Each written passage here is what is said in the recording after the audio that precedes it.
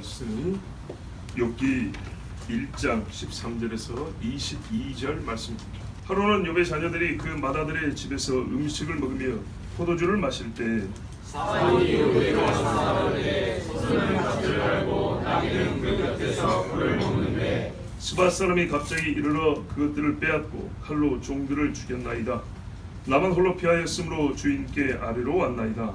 그가 아직 말하는 동안에 또 한 사람이 와서 아뢰되 하나님의 의인 하늘에서 떨어져서 양과 종들을 살라버렸나이다. 나만 홀로 피하였으므로 주인께 아래로 왔나이다. 그가 아직 말하는 동안에 또 한 사람이 와서 아뢰되 갈대아 사람이 새 무리를 지어 갑자기 낙타에게 달려들어 그것을 빼앗으며 칼로 종들을 죽였나이다. 나만 홀로 피하였으므로 주인께 아래로 왔나이다. 그가 아직 말하는 동안에 또 한 사람이 와서 아뢰되 주인의 자녀들이 그의 맏아들의 집에서 음식을 먹으며 포도주를 마시는데 거친 들에서 큰 바람이 와서 집 내 모퉁이를 치매 그 청년들 위에 무너짐으로 그들이 죽었나이다. 나만 홀로 피하였으므로 주인께 아래로 왔나이다 한지라. 욥이 일어나 겉옷을 찢고 머리털을 밀고 땅에 엎드려 예배하며 이르되 내가 모태에서 알몸으로 나와 싸운즉 또한 알몸이 그리로 돌아가올지라. 주신 이도 여호와시오 거두신 이도 여호와시오니 여호와의 이름이 찬송을 받으실지니이다 하고 이 모든 일에 욥이 범죄하지 아니하고 하나님을 향하여 원망하지 아니하니라. 아멘. 사단의 시험이 시작됐습니다. 하나님 해보라고 했지요. 자, 이제 사탄이 하나님이 해보라고 하면 어떻게 하는지 잘 보십시오. 우리가 사람들 사이에서도 오기가 있고 화가 나면 그럽니다. 너 해보라 했어? 한다 그럽니다. 그런데 보통 사람은 안 합니다. 예. 심장이 작은지 간이 작은지 겁이 나서 잘 못합니다. 그죠? 찔러 마시지켜 그래도 해요 안 해요? 100에 하나 1000에 하나 하지 보통 사람 못합니다.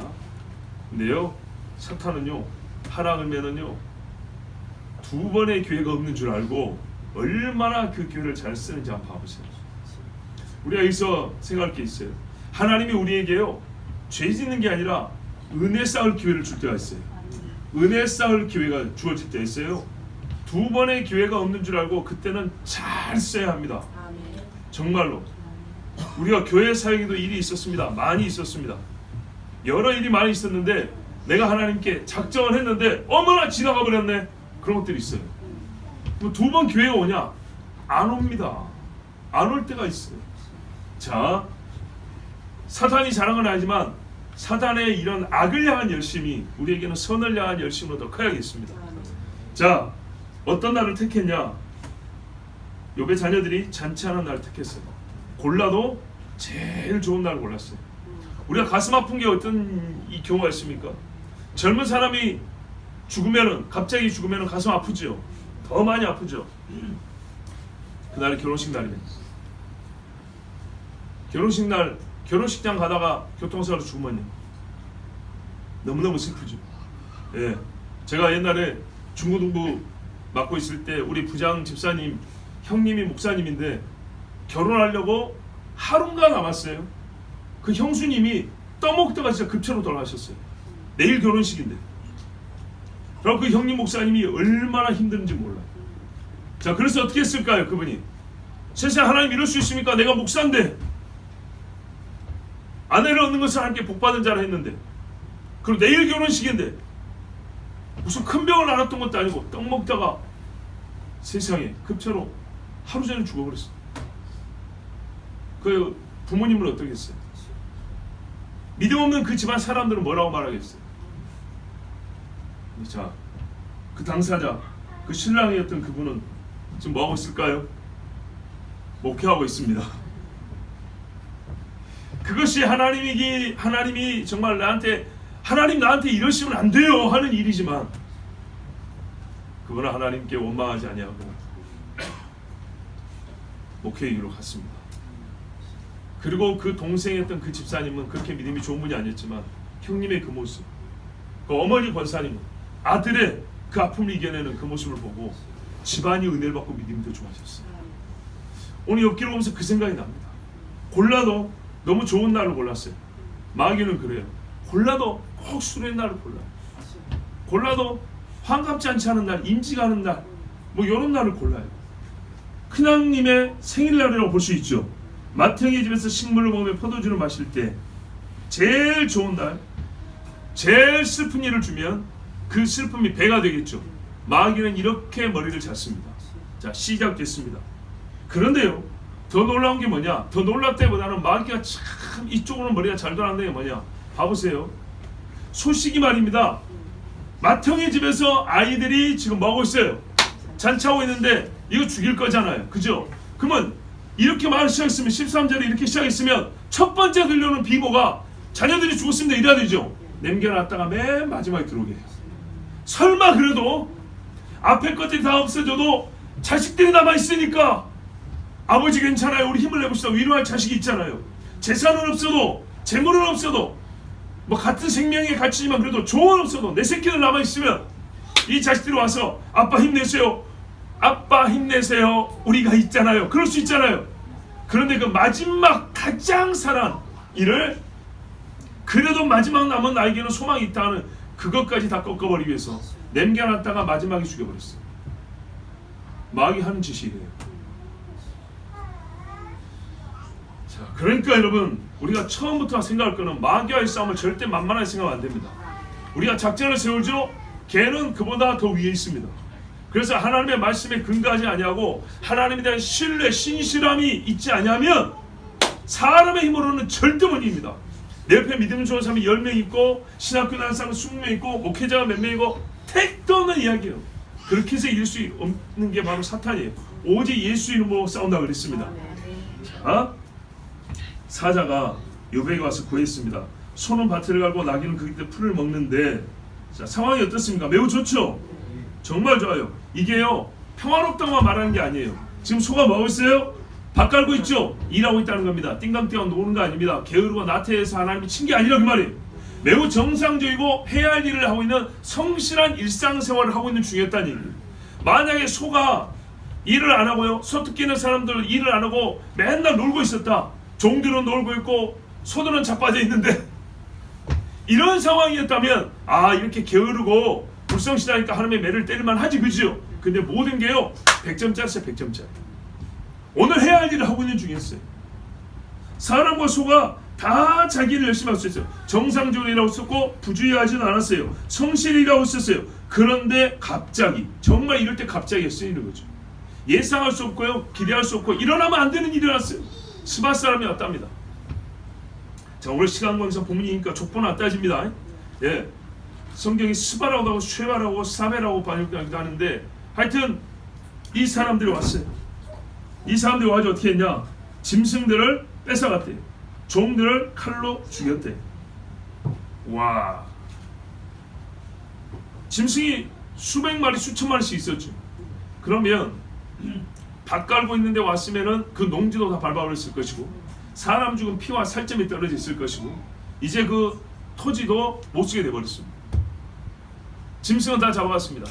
잡아갈 때 그 소리들, 사람 죽는 소리들, 기가 막힌 광경이죠. 사실 하나씩 자세히 보고 싶지만 오늘 이 전체적으로 일련의 사건을 봐야 되기 때문에 간단히 넘어갑니다. 그런데 스마트 사람을 썼다 그랬어요. 불순종의 도구. 자, 마귀는 말입니다. 제자 중에 한 사람을 배신시킬 건데 평시에 그 사람의 천성이 탐욕이 많은 사람, 평시에 시기심이 많고 불만이 많고 다른 사람보다 열등감에 사로잡혀 있는 그런 사람이라면 쓰기가 더 좋겠죠. 그렇죠. 하나님이 어떤 사람이든 변화시킬 수 있어요. 그런데 강직하고 양심이 살아있는 사람이라면, 정직한 사람이라면 더 쓰기 좋으시겠죠. 그렇죠. 그렇지 않은 사람은 그렇게 바꿔서라도 쓰시죠. 도둑놈은 자기가 돈 벌어서 남을 100% 구제할 정도까지 바꾸시는 분이 하나님이시잖아요. 그런데 그게 어느 정도 갇혀있으면 더 쓰기 좋죠. 도둑의 심포를 가진 사람은 마귀가 쓰기 좋아요. 3년 연단시킬 필요 없어요. 3분 꼬드기면 오게 돼 있어요. 스바 사람들이 그랬던 사람들입니다. 도둑질을 좋아했던 사람들. 그래서 썼어요.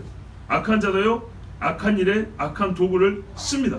의인의 집 사람을 죽이는데 악한 도구를 마귀가 씁니다. 하나님도 그러셨어요. 바벨론 사람 썼어요. 그죠? 갈대아 사람, 아수르 사람 썼어요. 잔혹하게 그지함 사람 썼어요. 근데 그렇게 쓸 수밖에 없는 게 왜요? 이스라엘에게 벌을 내리는 시점이기 때문에 채찍으로 쓸만한 사람을 골라 쓰는데 이 사람들은요 이미 그렇게 준비되어 있는 악성을 가진 사람들이었어요. 그래서 글을 썼습니다.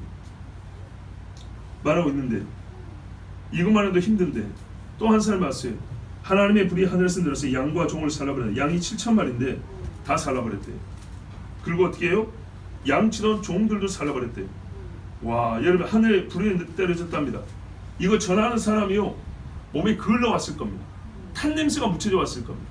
입술에 바다바다 떨렸을 거고 눈은 핏줄이 터져서 출혈됐을 거고 급하게 뛰어오느라 숨 헐떡거렸을 것이고 온몸에 흙반죽이 돼가지고 왜 안 주려고 이리 피하고 저리 피하고 해서 막 땅에 뒤물지 않았겠습니까?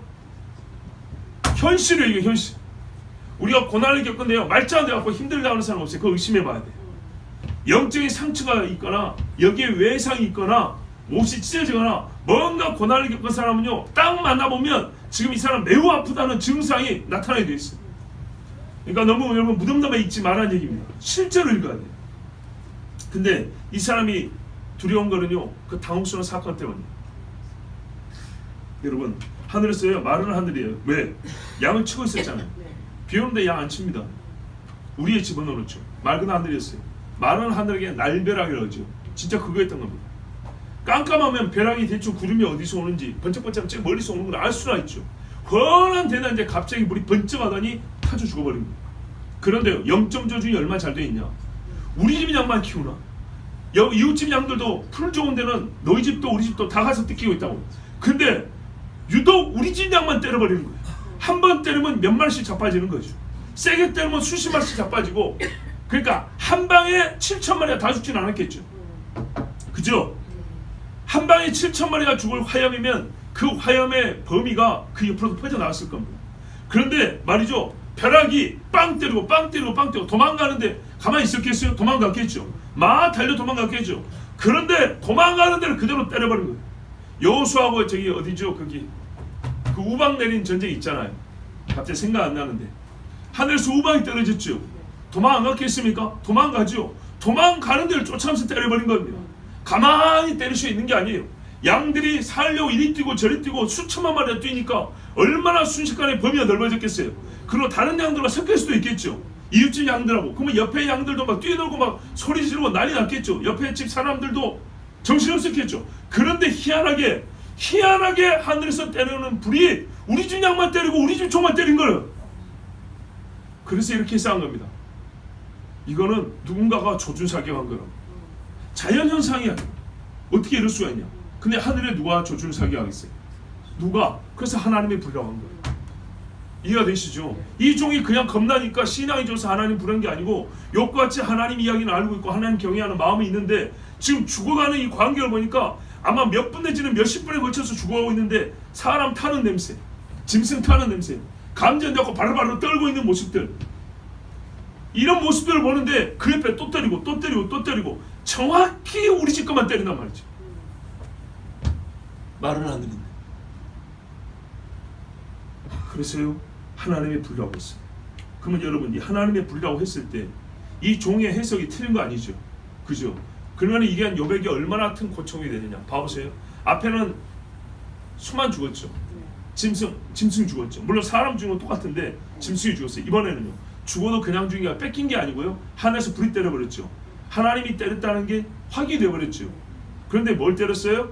양을 때렸어요. 양 뭐였습니까? 그렇죠. 그거요. 양털 팔아야죠. 가죽 팔아야죠. 젖자야죠. 여러분 좀 곤란합니다. 했겠죠. 그런데요 우리에게 중요한 건 뭐냐면 하나님 앞에 드릴 제물이에요. 제물. 고이고이 기르는 양들이 있어요. 1년 된 어린 양들이 있다고요. 그리고 자녀들이 잔치할 때마다 바쳐야 되죠. 속죄제물 바쳐야 되죠. 그래서 이 수천 마리 양 중에는 하나님 앞에 제물로 바치려고 특별히 정해가지고 잘 키우는 양들이 있다고요. 하나도 남겨서 다 죽여버렸어요. 그러면 이거를 여러분 이 논리를 확장해 봅시다. 그럼 어떻게 되냐? 앞으로 네 제물 안 받아. 하나님께 바칠 제물이었는데 바쳐왔던 제물인데요 지금까지 너가 바친 거 내가 안 받았던 거야. 사실은 내가 그거 안 받았다는 증거로 지금 때린 거야. 뭔 말인지 아시겠죠? 예.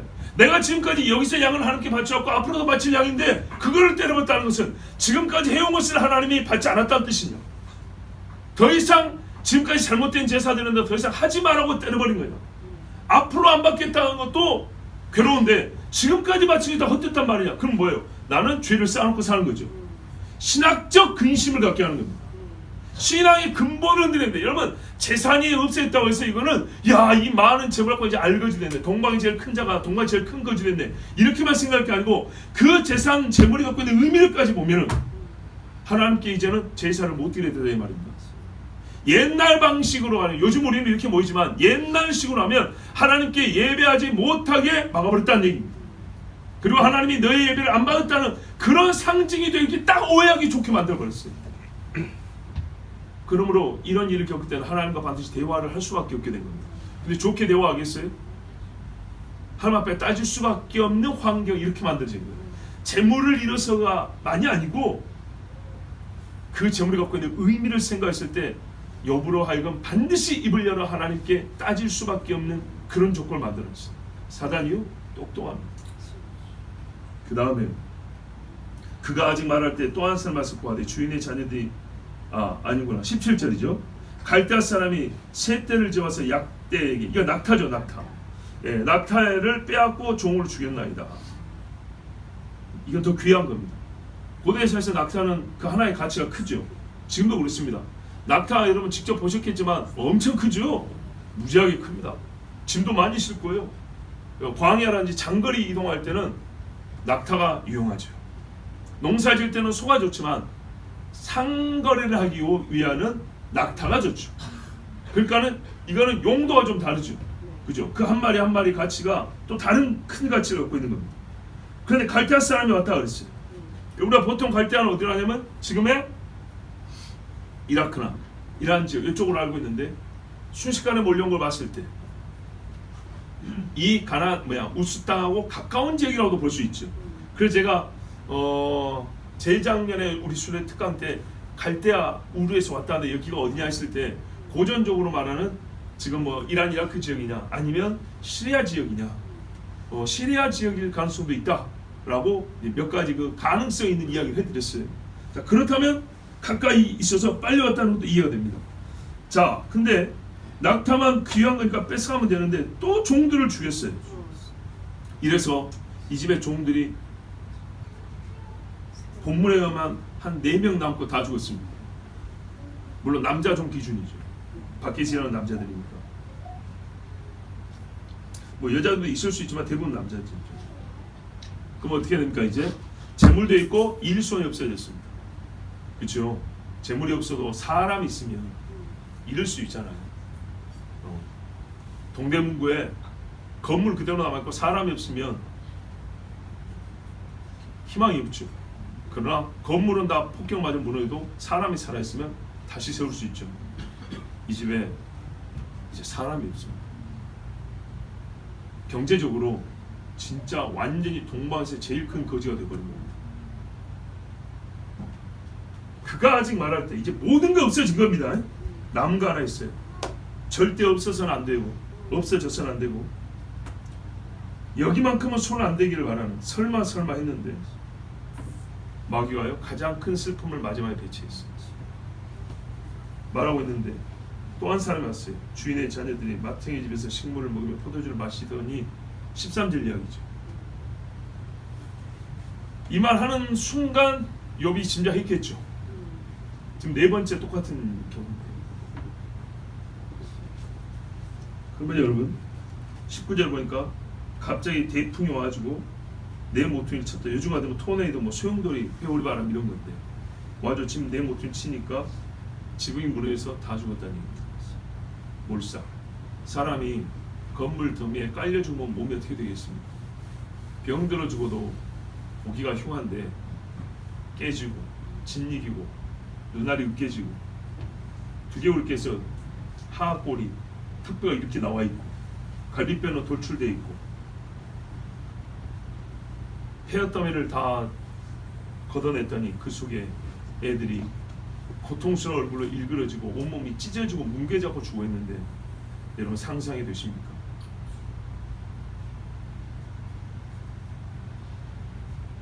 분명히요 앞에 일이 순차적으로 일어났어요. 잘 생각해 보세요. 이제 순차적으로 일어나고 있죠.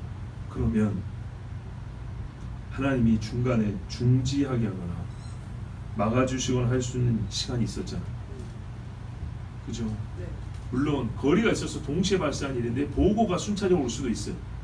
그런데 우리가 너무 그렇게 현장에 있지 않았기 때문에 그냥 있는 대로 보면 순차적으로 일이 일어났다고 생각했을 때 하나님 안 막아줬어. 처음에 소가 죽는 때서부터 그래, 우리 아주 인간적으로 정말 사람의 예대로 말할 때 하나님이 잠시 신경을 안 쓰고 있었다 칩시다. 그럴 뿐은 아니지만, 그럴 수 없지만 그렇다 치더라도 이 집에 뭔 일이야 하면서 중간에 보시고 천사들이 복을 봐, 야 지금 당장 막아, 이럴 수 있잖아요. 근데 진짜 모든 걸 다 잃을 때까지 막지 않았어. 일이 더 커지고 커졌는데 하나님이 안 막았어요. 그러면 여기서 더 확인하는 게 뭐죠? 하나님의 의도성이죠. 하나님이 안 막아주셨다. 하나님의 의도가, 즉 이 일은 하나님이 하신 일이다라는 생각이 있다면 거기에 결론이 이르게 됩니다. 막지 않으셨다. 하나님이 행하셨다. 우리가 생각해도 그런 결론이 나오죠. 자, 이 똑같은 결론을 가지고 우리는 어떻게 했겠습니까? 자, 자녀들이 죽었습니다. 내가 죽는 것보다 더 큰 고통이 바로 가인이 아벨을 쳐 죽인 것 같은 그런 죽음입니다. 아들 하나만 죽어도, 여기 우리 다 아들이 있는 분들 딱 아들 한 명만 죽어도 여러분 어떻게 하시겠습니까?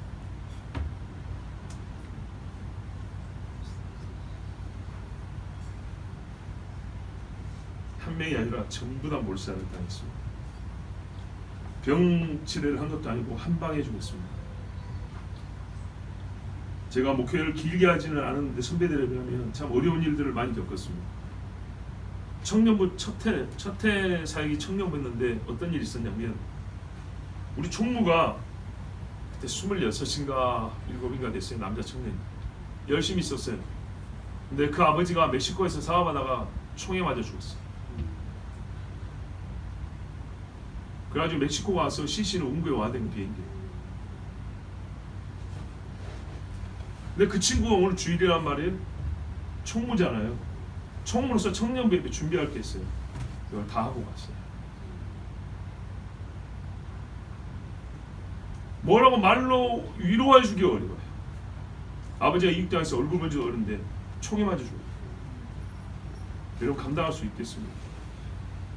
근데 그 어린 친구가 마음을 지키더라. 그 괴로움을 이겨내고 예배 준비 다 하고 마치고 그러갔어요. 가끔 많은 신앙을 가지고 있고 어디서 훈련을 받았고 잘난 척하는 애들 있어요. 무슨 학교를 다녔고 무슨 훈련 프로를 받았고, 그런 애들이 과연 이런 큰 고난, 고통과 아픔 앞에서 그의 심령의 안정을 유지할 수 있는가? 진짜 큰 믿음이 어떤 사람이 큰 믿음을 가지고 있는가? 이럴 때 볼 수가 있어요. 내가 예배 잘 지킨다. 내가 하나님 앞에 설자를 지킨다.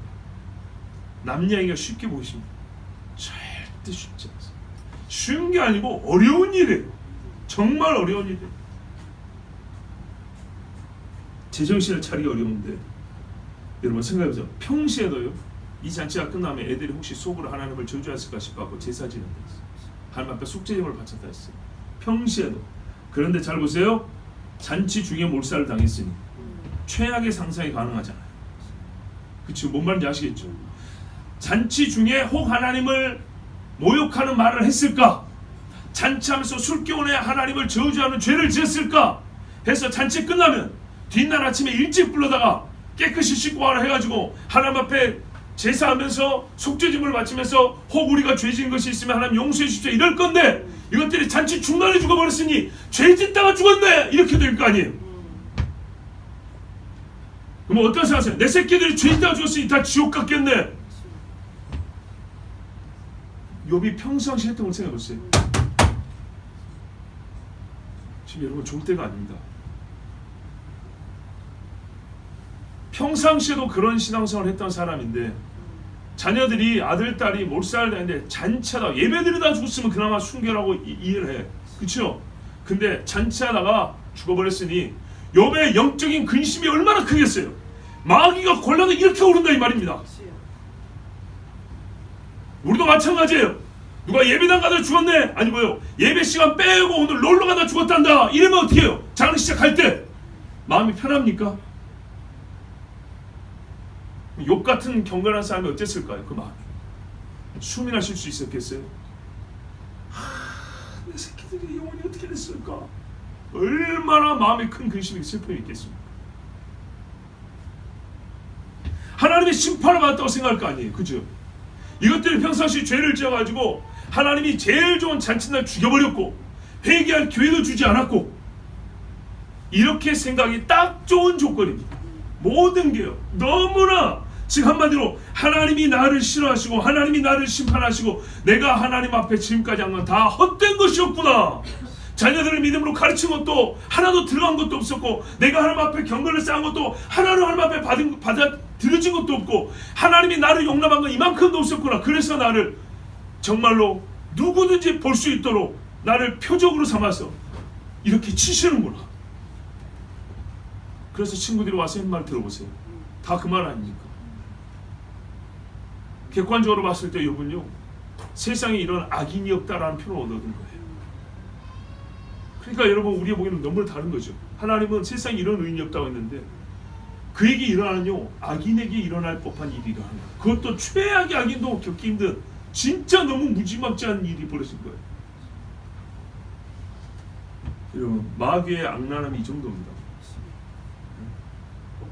사탄은요 매우 전략적으로 치밀합니다. 믿음을 잃게 하는데요 몸만 아프게 하는 게 아니에요. 이걸 흔들어 놓는데요. 내가 하나님에 바쳤던 이 심장이 썩은 피를 바쳤다고 생각이 만든다는 거예요.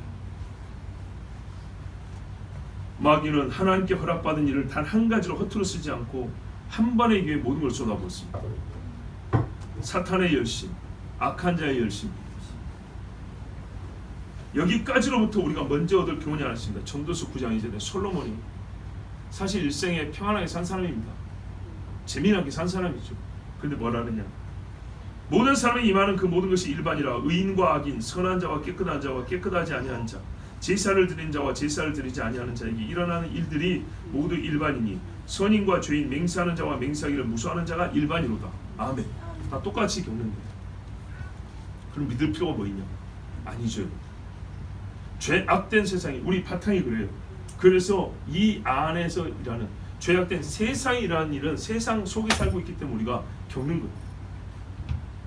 일어나는 일이 일반이라고 그랬지 일어나는 일 다음 일이 똑같다고 말하진 않았어요. 겉보는 일어나는 일이 일반이지 의도와 목적이 똑같다고 말하지 않았어요. 하나님의 섭리는 달라요. 그러나 일어나는 일이 같을 때 우리가요 결론이 달라지면 어떻게 하냐면 어떻게 그 사건을 해석하느냐 그 일을 어떻게 대비하느냐에 따라 다른 겁니다. 여러분 작은 고통이 끝나면요 우리는 보통 잠시 휴식을 생각합니다. 시험도 1시간 끝나면 10분 쉬죠. 오늘 이야기는 어떻습니까? 휴식이 있습니까? 없습니까? 없죠. 우리 실제 삶에는 그렇습니다. 휴식이 없이 어려운 일이 연거푸 찾아옵니다. 그럴 때가 있습니다. 또 뒤에 게 더 힘듭니다. 네. 안 그래도 힘이 빠졌는데 더 큰 게 온다면 더 지쳐버리죠. 제 이야기를 해서 또 여러분 이 말씀에 비슷한 이야기니 가는 겁니다. 저도 말씀드렸죠. 중고등부 사역할 때 2007년인데 임원 수련을 하고 애들 데리고 밥 먹으러 왔어요. 근데 거기가 이제 해물탕을 시켜 먹었거든요. 제가 좋아하니까 해물탕을 시켜 먹는데 옆에 아저씨들 해물에 이제 뭡니까 안주 삼아가지고 술 먹는 사람들이 많이 있었어요. 딱 그 아이들의 아버지 뻘 되는 정도. 40대 아저씨들.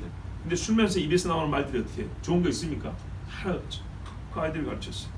네가 말할 때 어떤 생각을 갖고 있냐, 어떤 신앙관을 가졌냐, 어떤 질문하고 어떤 대답을 준비하냐에 따라서 저 연세가 들었을 때, 너의 아버지가 됐을 때 저 입에서 나오는 말이 달라요. 학교 시험이 큰 시험인 것 같지만은 인생을 살다 보면 나이가 들수록 더 크고 무서운 어려운 시험들이 닥친다. 문제는 너희는 학교 시험으로 2주 3주 시간 공부할 시간이 있지만은 수능도 1년 이상 공부할 시간이 있지만 인생의 시험은 준비할 시간이 없이 옵니다.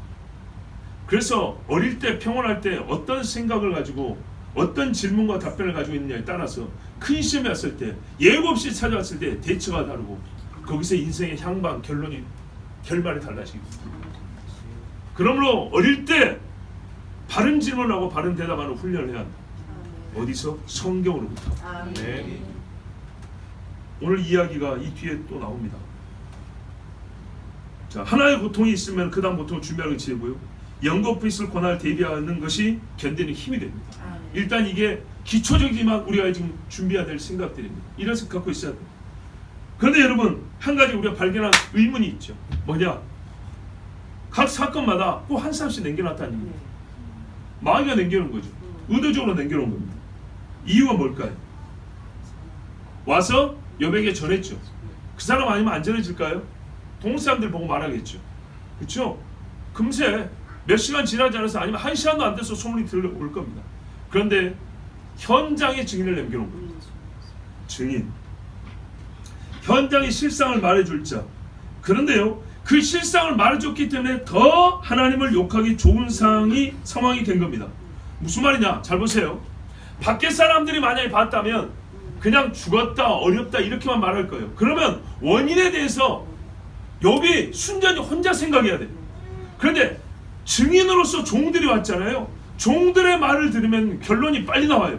어떻게 해요? 원인이 나에게 있지 아니하다.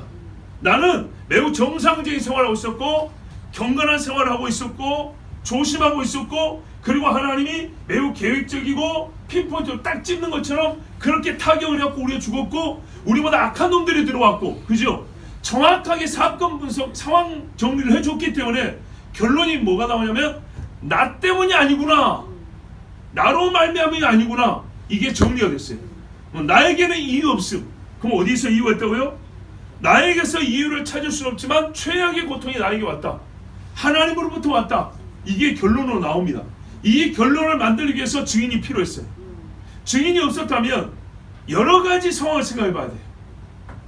그런데 이 증인으로 온 한 사람 한 사람의 종들의 말을 종합했을 때는 나에게 이유가 있지 않냐고 하나님께 이유가 있다는 결론이 나왔기 때문에, 여러분, 제가 지금 이상한 소리 하는 게 아니에요.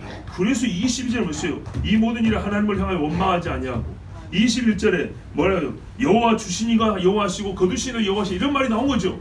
이게 바로 이 증인들의 말에 의해서 나온 결론인 거예요. 근데 마귀는요, 어떻게 했어요? 이 결론이 나오므로 그렇지 하나님이지, 그렇지 하나님이지, 그러니까 하나님을 향하여 욕해라, 이 말이었거든요. 근데 이 사람이 욕을 안 한 거예요. 욕하기 딱 좋은 상황을 만든다고 증인도 하나씩 남겨놓은 건데요. 욥에게는요, 시험이 제일 어려웠어요. 아주 곤란한 보기를 주고 그 중에 하나 고르라 그랬는데 욥은 하나님을 경배하는 답을 고른 겁니다. 야, 이거 마귀가 감당이 되겠습니까? 세상이 감당하지 못한다는 히브리서의 말씀처럼, 막 소리를 크게서 마귀야 와봐, 이런 사람은 힘이 없어요. 사실 곰곰이 생각하는 사람이 사실 보면 강해요.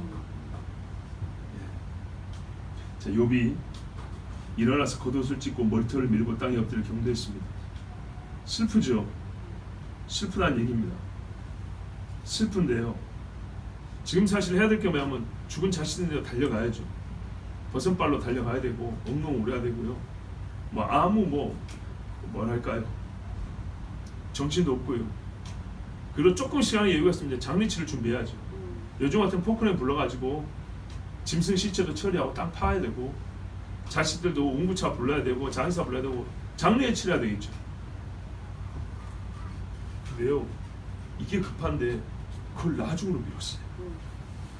자식 죽은 대로 좀 달려가 봐야 되는데 그걸 나중에 미뤘다고. 우리 엄마들 한번 생각해 보세요. 아빠들, 이게 미룰 일입니까? 내 자식이 죽어 있는데 거기 가야죠. 안 갔어요. 안 가. 장례를 치른다는 것이 폐사한 닭 묻듯이 그렇게 묻을 수 있는 것도 아니잖아요. 욥이 지금 보통의 상식과는 달리 먼저 해야 할 일을 정했습니다. 그게 뭐냐면 슬픔을 표하되 하나님께 경배함과 함께 슬픔을 표했습니다. 그런데 우리로 말하면 이것이야말로 좀 이따 하면 안 됩니까? 그렇지 않죠? 우리는 보통 이렇게 하지 않은가요? 좀 장례 치러놓고 가슴도 좀 쳐보고 마음껏 울고 난 다음에 그 다음에 하나님 앞에 가지. 누가 그렇게 해도 욕합니까? 아니죠. 죄라고도 말 안 합니다. 다윗이 말입니다. 봐보세요. 압살롬이 반역을 했어요. 반역을 했는데도 그 압살롬 하나 죽으니까 어떻게 했어요? 내 아들 압살롬아, 내 아들 압살롬 하면서 엉엉 울었어요. 이게 아버지, 이게 사람이에요, 사람. 그런 다윗도, 아니 하나님의 사람 다윗도 그랬다면 좀 이따가 하나님의 법 드리고 그럼 되는 거 아니에요? 여기 이 사람은 좀 어떻게 된 사람인지 정말 우리가 연구를 많이 해야 될 사람. 힘이 빠져 주저앉은 자리에서 계속 앉아 일어났다는 거예요. 여러분, 결연하게 뭔가 뜻이 정해졌다는 얘기입니다. 겉옷을 찢었어요. 어우, 흥분했네. 아니죠. 찢기는 찢었는데 아무렇게나 던진 게 아니었어요. 어떻게 하냐? 머리털을 밀었다 했죠. 보통 그냥 화가 나거나 슬프면 머리를 쥐어 뜯거든요. 정식으로 밀었대요. 제정신 사람이 하는 거예요. 여러분 봐보세요. 소위 삭발식이라는 거 봐보세요. 분통이 터지지만 막 쌍수하면서 쥐어 뜯는 거하고 딱 앉아서 내 머리를 좀 밀어주시오 하고 미는 거는 다르죠. 그렇게 했다는 거예요. 마음의 힘을 완전히 잃지 않았어요. 슬프지만 하나님으로부터 일어난 일이라는 확신이 섰으므로, 잘 보세요. 슬픔을 표현하되 하나님을 향하여 표현하는 방식을 취한 거예요. 마귀는 이때 분노를 하나님께 마귀식으로 표출하기 바랬어요.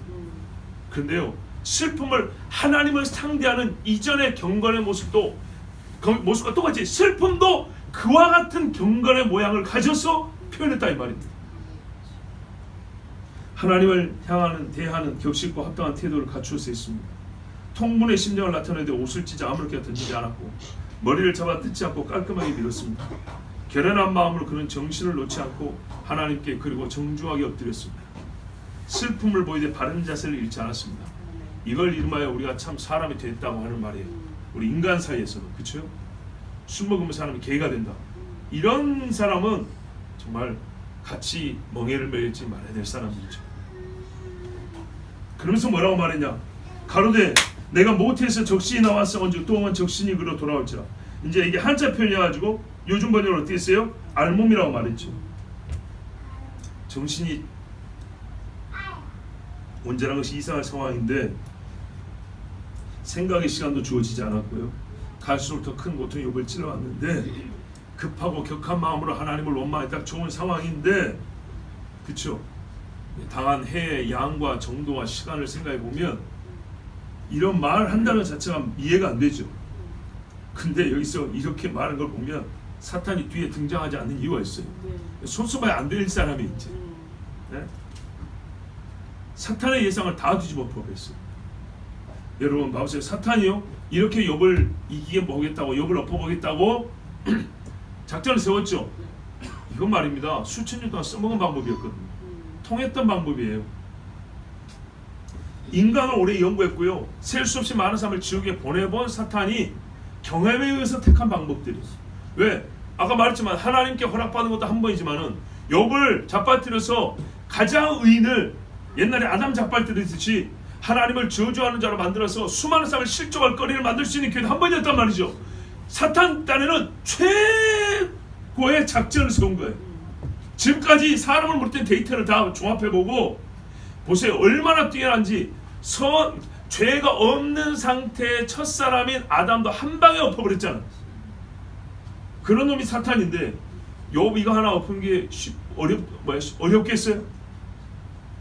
그래서 오랜 시간 인간을 연구했고 무지하고 선했던 첫사람도 단번에 타락시킨 자 사탄이 이 경험과 그가 갖고 있는 지식을 다 동원해서 일을 저질렀는데 욥이 그 중에 하나도 걸려 넘어지지 않았습니다. 그리고 이제 하나님 앞에 경배를 해버렸어요. 그리고 욥의 말을 들어보니까 봐보세요. 이게 그냥 나는 하나님 원망하지 않아요 이런 게 아니고요. 무슨 학자의 혀에서 나온 말 같죠. 인간론입니다. 인간론. 욥이요 인간성이 붕괴되고 파괴될 상황에서요 진짜 믿음의 사람이 역설이라니까요. 최상의 인간론을 펼칩니다. 제가 이 욥기 안에 신론이 중요하다고 얘기했죠. 근데 칼빈이 말한 것처럼 인간론과 신론은 서로 상호 보완적이라, 우리 사람에게 지식의 보완이라고. 지식의 보완. 인간을 잘 아는 사람은 하나님을 더 알게 돼 있고요. 하나님을 알수록 인간에 대한 이해도 깊어진다고 했어요. 여기 보니까요, 욥이 최상의 인간론을 펼치는데 무슨 말이죠? 내가 모태에서 나왔다. 알몸으로. 그래서 알몸으로 돌아간다. 사람에 대한 이야기예요. 사람의 처음과 끝 이야기거든요. 이런 이야기는요, 갑자기 떠오른 생각이 아닙니다. 오랜 묵상의 결과로밖에 볼 수 없는 인간의 시작과 마지막에 관한 통찰과 그 중간에 일한 일에 대한 수용의 정신을 고통의 첫마디로서 말을 했어요.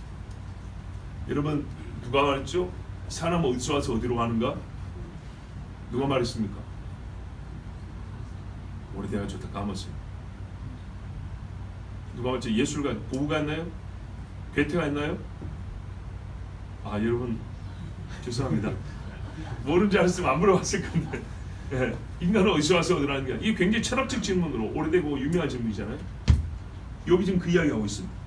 그렇죠? 인간의 시작과 마지막에 관한 통찰이 있어요. 이런 거는 그러니까 밥 먹고 커피 한 잔 마시고 오늘 갑자기 드는 질문이 아니고 대답이 아니에요. 오래 고민한 이야기, 오래 생각했어요. 그리고 거기에 대해서요, 나는 그렇게 생각하지 않아가 아니고요, 수용의 정신을 이미 갖추고 있었다는 얘기예요. 결론을 내어갖고 있었다는 얘기예요. 근데 이게 고통을 토로하는 첫마디로 나온다.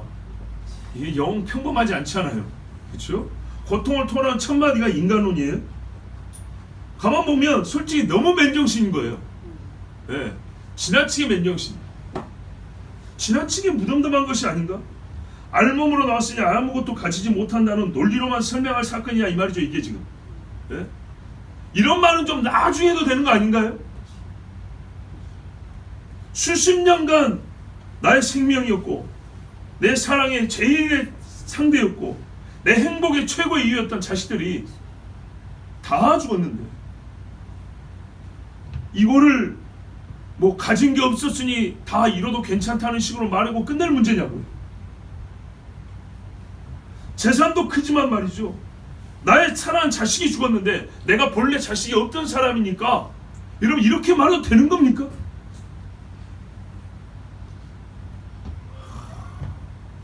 아, 이렇게 말하면 슬픔이 벗어지는구나. 아니죠.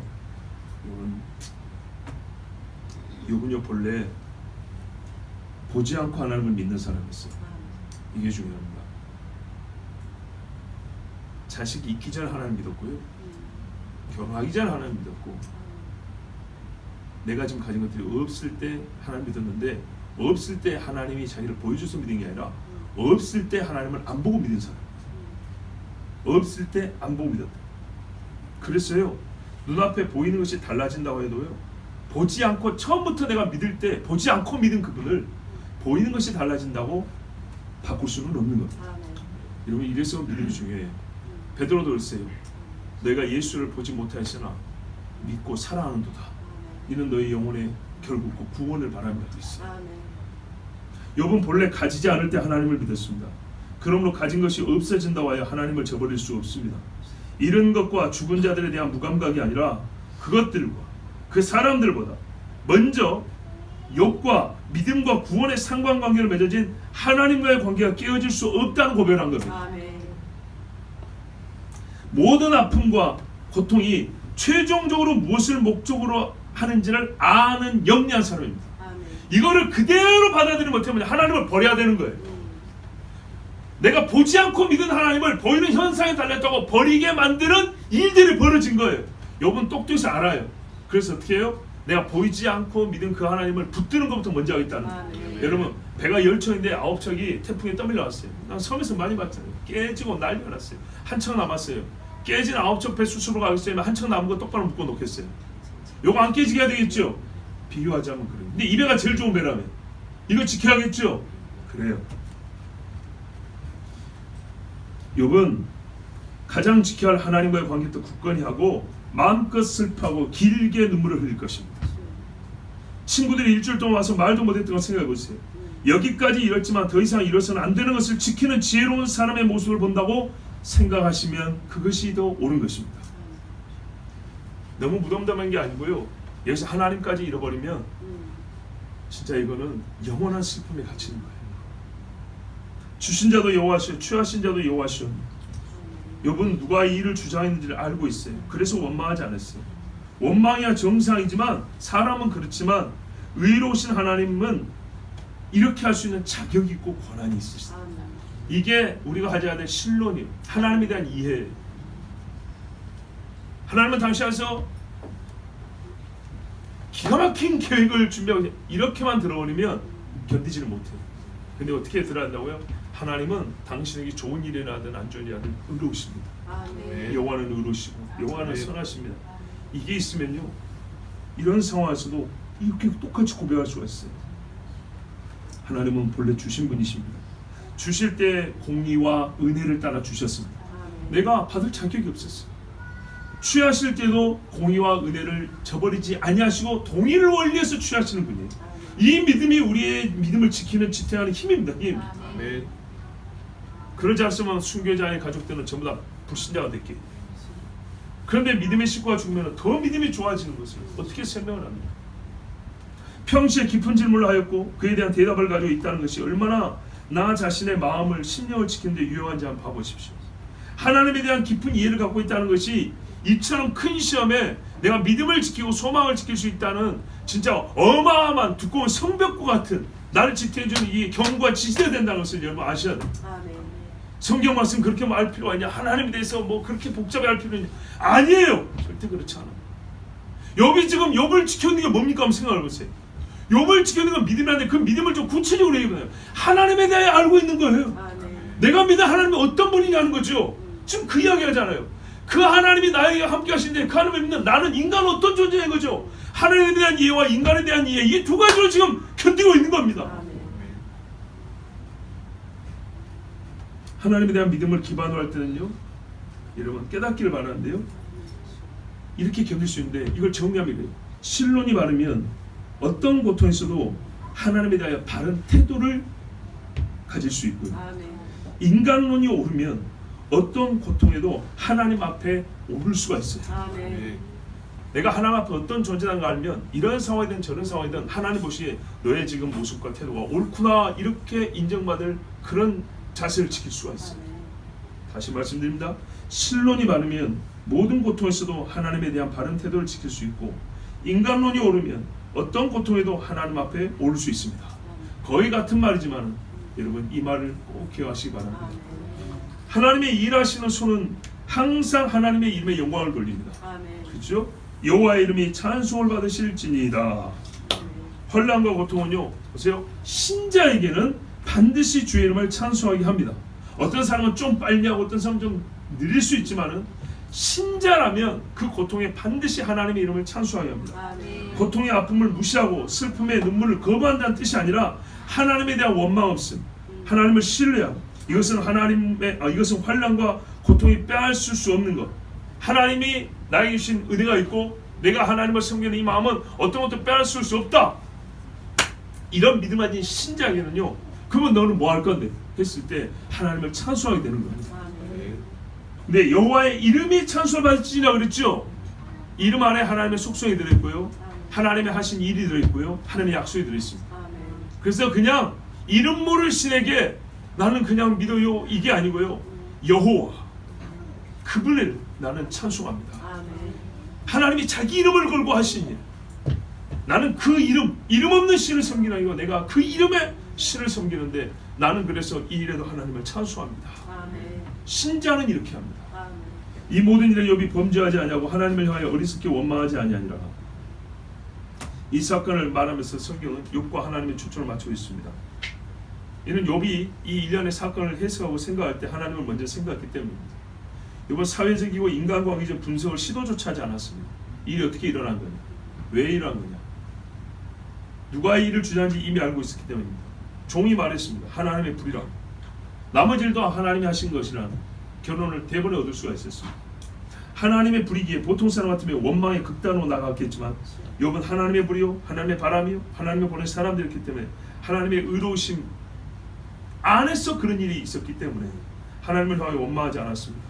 즉 원망했다면 하나님을 원수로 삼았을 것입니다. 마귀가 원한 게 그거였죠. 하나님이 대적이 되게 하는, 하나님을 상대로 싸우는 자가 되었을 겁니다. 그러나 하나님이 하신 것을 알았다에서부터 욥은요 하나님 앞에 엎드렸습니다. 아멘. 성경은 말합니다. 하나님을 원망하는 것은 어리석은 일이라고. 22절이죠. 어리석음은 진실로 생명을 잃는 길입니다. 성경 말할 때 어리석음과 무지와 불신, 악함은 하나라 그랬습니다. 또한 하나님을 원망하는 것은 범죄로 가르쳐줍니다. 욥이 범죄하지 않냐고 원망하지 않냐고 그랬죠. 기억하십시오. 범죄, 원망, 뭐죠? 어리석음, 하나입니다. 하나님을 원망하지 않았다는 말은 거꾸로 이 말은요 하나님이 욥을 칭찬하는 말입니다. 범죄할 만한데 하지 않았어요. 여러분 우리의 자유의지가 얼마나 아니고 어쩔 때 자유의지가 가장 자유의지답고 빛나는지 아십니까? 성경이 말하는 자유의지를 말입니다. 제로에서 플러스 100만 갈 수 있는 요 공간을 말하는 게 아니에요. 플러스 100이 완전한 선이라면 완전하게 마이너스 100까지 다 가능한 게 자유의지예요. 그런데요 양쪽 극단으로 다 갈 수 있어요. 그런데 자유의지가 제일 아름다울 때가 언제냐? 마이너스 100이 될 수 있는 상황인데 플러스 100을 선택하는 거죠. 아멘. 멋져 브로. 아멘. 정말 우리 일상의 예를 들어볼까요? 내 부인은 추녀예요. 못생겼어요. 성질도 안 좋아. 밥도 안 해줘. 그런데 앞에 성품이 100점짜리, 미모도 100점짜리, 재산도 100점짜리가 100명 있어요. 100명의 여자가. 아무도 보는 사람 없어요. 나에게는 이유가 있어. 내 부인은 관계도 너무 안 좋아. 그래서 이 여자들하고 손이나 잡아줄 수 있는 너무 건수가 너무 좋은 거야. 이렇게 딱 기울어질 수 있는 상황인데 뭐라 그래요? 집에서 집사람이 기다립니다. 가버렸어요. 멋지죠? 멋지죠? 하나님이 왜 자유의지를 줬을까요? 하나님 말입니다. 우리가 하나님을 어떻게 섬긴다는 게 뭐냐? 하나님을 사랑한다는 게 뭐냐? 여러분 처음부터 제한되는 반쪽이 잘린 상태에서 하나님 사랑해요 이게 아니고요.